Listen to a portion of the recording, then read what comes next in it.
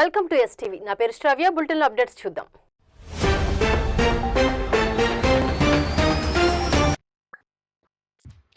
నెల్లూరు జిల్లా కావలి Rudrakota BPCL company భూసేకరణపై కావలి RDO Vamsikrishna, భూసేకరణ అధికారి రాజశేఖర్ రైతులతో సమావేశం ఏర్పాటు చేశారు. రుద్రకోట గ్రామానికి చెందిన 490 ఎకరాలను రైతుల నుంచి బీపీసీఎల్ కంపెనీ అడుగుతోందని, ఎకరాకి 20 లక్షల రూపాయల చెల్లింపును రుద్రకోట రైతులు వ్యతిరేకించారు. తమ పొలాలను బీపీసీఎల్ కంపెనీకి అప్పగిస్తే వచ్చే సమస్యలను రుద్రకోట రైతులు ఆర్డీఓకి వివరించారు. స్పందించిన ఆర్డీఓ వంశీకృష్ణ వారి సమస్యలను అధికారుల దృష్టికి తీసుకువెళ్లి రెండవ సమావేశం ఏర్పాటు చేసి తెలియజేస్తామని హామీ ఇచ్చారు. చర్చల వివరాలను ఆర్డీఓ వంశీకృష్ణ, రైతు వ్యవసాయ శాఖ కార్మిక రాష్ట్ర సభ్యులు మల్యాద్రి, రైతు నారపరెడ్డి మీడియాకు తెలియజేశారు. బీపీసీఎల్ వారు భూసేకరణ చేపడుతున్న కార్యక్రమంలో మమ్మల్ని ఆర్డీఓ గారు, ఎస్డీసీ గారు, రుద్రకోట గ్రామ ప్రజలందరూ కూడా మమ్మల్ని పిలిపించారు. కానీ వాళ్ళు చెప్పిన సందర్భం ఏంటంటే, చెనాయిపాలెంలో ఏదైతే 24 లక్షలు ఇస్తున్నారో అదే కాంప్రహెన్షన్ మీ రుద్రకోట కూడా చెల్లుబాటు అవుతుంది, మేము అదే ఇస్తాము అని వాళ్ళు తెలియజేశారు. కానీ దానికి మేము పూర్తిగా విరుద్ధం. మేము పొలాలు తీసుకునే దానికైతే మేము ఆగట్లేదు, మేము ఇవ్వడానికి ఓకే కాదనట్లేదు. కానీ ఆ రేటు మాకు 100% సూటబుల్ కాదు. మాకు ఉండేది అరెకరా, ఎకరా సెంట్లు పొలాలు కేవలం ఉండేది. ఆ పొలాలు తీసుకుంటే ఏ రైతు కూడా బాగుపడేటువంటి సందర్భాలు ఎట్టి పరిస్థితులు లేవు. కేవలం పంటల మీద డిపెండ్ అయ్యి బతుకుతున్నారు. కాబట్టి వాళ్ళకి చెనాయిపాలెంలో 3,50,000 ఏదో ఉంది గవర్నమెంట్ రిజిస్ట్రేషన్ వాల్యూ. దానికి 24 లక్షలు ఇచ్చారు. దాని ప్రకారంగా క్యాలిక్యులేషన్ చేసి ఇవ్వాల్సిందే. కానీ వాళ్ళకి ఇస్తున్నాము మీరు కూడా తీసుకోండి అనేది మాత్రం 100% మేము పూర్తిగా వ్యతిరేకం. మేము దానికైతే పూర్తిగా విరుద్ధం. ఆ రేటు ప్రకారం అయితే సెంటు భూమి కూడా మేము తాకనేము. చెనాయిపాలెం పొలాలు రేటు ప్రకారంగానైతే రుద్రకోటలో సెంటు భూమి కూడా మేము ఇచ్చేదానికి ముందుకు రావటం లేదు. అట్టుబడితే అట్ట పేదల దగ్గర, రైతుల దగ్గర, వ్యవసాయ కూలీల దగ్గర ఉన్న సెంటు కొంటూ భూమి తీసుకోవటం అనేటువంటిది చాలా దుర్మార్గం.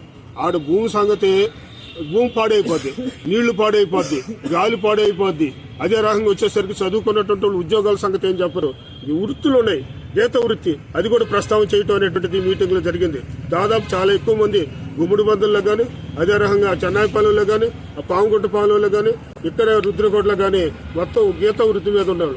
అదే రకంగా చాకలోళ్ళు, మంగళోళ్ళు, అదే రకంగా ఇతర వృత్తులు, అదే రకంగా ఎస్టీస్గా ఉన్నటువంటి వాళ్ళు, బుట్టలు అల్లుకునే వాళ్ళు ఉన్నారు. వాళ్ళ సంగతి ఈ విషయాలు ఏం మాట్లాడటంలే. అదే పర్యావరణం గురించి మాట్లాడటంలే. ఎన్ని గజిట నోటిఫికేషన్ వేయాలా, మేము ఇది చేస్తామని నిరుద్యోగ సంగతి మాట్లాడటంలే. ఇవన్నీ ఏం మాట్లాడకుండా 24 లక్షలు ఇస్తాం, అందరూ చేతులు దులుపుకుంటామనంటే అది సరైనటువంటిది కానే కాదు. దీన్ని రైతాంగం, గ్రామ ప్రజలు, ఆ యొక్క గ్రామ ప్రజానీకం అందరూ తీవ్రంగా వ్యతిరేకిస్తున్నారు. ప్రభుత్వం కూడా పునరాలోచన చేయాల్సిన అవసరం ఉంది.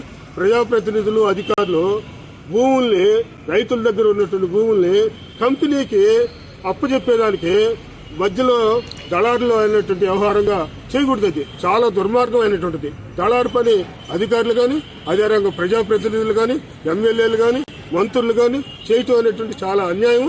దాన్ని పూర్తిగా వ్యవసాయ కార్మిక సంఘం ఖండిస్తూ ఉంది. వాళ్ళకి భూసేకరణ చట్టం ఒకటి చేసింది. ఇవ్వాల్సిన సదుపాయాలు వచ్చే వరకు వ్యవసాయ కార్మిక సంఘం, రైతు సంఘం, ప్రజాతంత్ర ఉద్యమం ఆ గ్రామ ప్రజానీకానికి, రుద్రకోట గ్రామ ప్రజానీకానికి, ఆ చుట్టుపక్కల గ్రామాల చెన్నాయిపాలెం గ్రామ ప్రజానీకానికి, ఆనిమడి గ్రామ ప్రజానీకానికి అండగా ఉంటామని తెలియజేస్తున్నాం.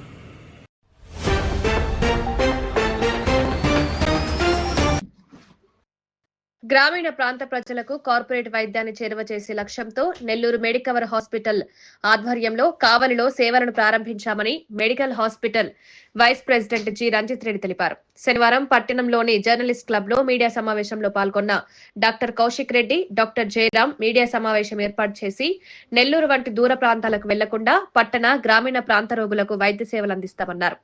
నిపుణులైన సూపర్ స్పెషాలిటీ వైద్యులతో ప్రతి నెలలో సోమవారం, గురువారం, శనివారాలలో కావలిలో వైద్య సేవలు అందించనున్నట్లు వివరించారు.